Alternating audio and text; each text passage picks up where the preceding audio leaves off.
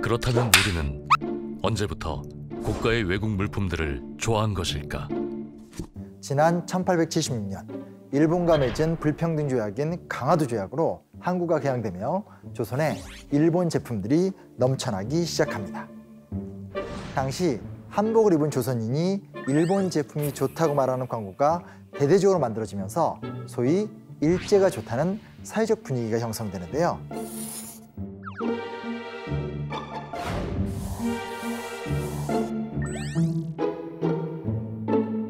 특히 아름다움에 관심이 많은 여성들에게 일본산 영양크림, 파우더 같은 고가의 화장품이 폭발적인 반응을 얻었고 물건이 없어서 못 팔 정도였죠. 그리고 일본에서 만든 브레이즈의 경우 국내 여성들 사이에서 좋다는 입소문이 퍼지며 밀수하다 적발되는 경우까지 발생합니다.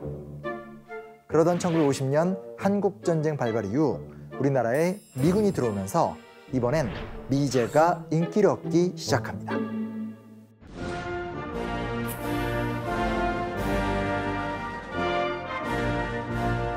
당시 미군 부대 내 구내 매점인 PX에서만 판매됐던 미국 상품들을 비롯해서 선풍기, 라디오 등 전자제품에 이르기까지 암시장에서 고가의 거래가 될 만큼 인기가 대단했죠. 이후에도 계속해서 높은 수요를 보인 외제는 한국에만 들어왔다면 기본 3배 이상 가격이 뛰었죠.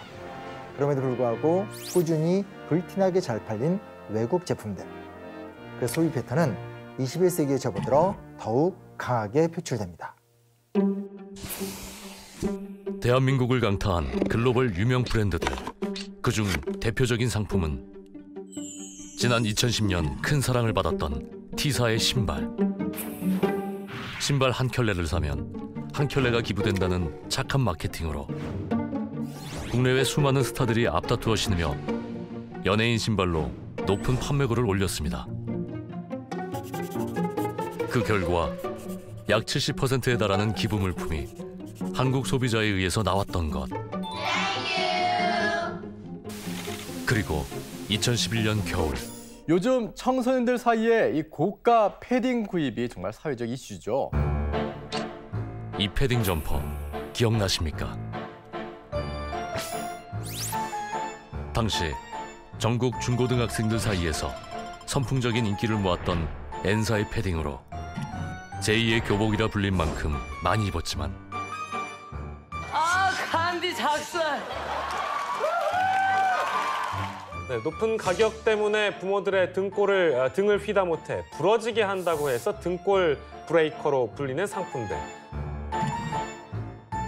기본 25만 원부터 시작하는 높은 가격으로 부모님의 등골이 휜다는 뜻의 신조어 등골 브레이커로 불리기도 했습니다. 괜찮아.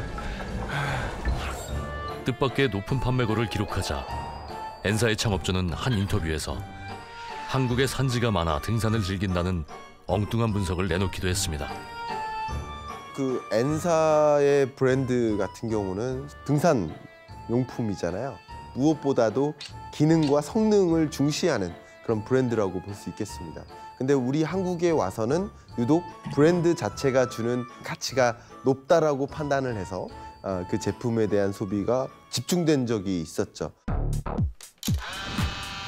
그리고 2017년부터 유행하기 시작한 롱패딩은 연예인 패딩에서 신 등골 브레이커로 급부상합니다. 당시 품절 현상이 일어난 일본의 D 브랜드는 중고 제품이 정가보다 더 비싸게 거래됐고 식을 줄 모르는 고가 패딩의 인기는 급기야 200만 원이 웃도는 초고가 패딩 점포로까지 이어졌습니다.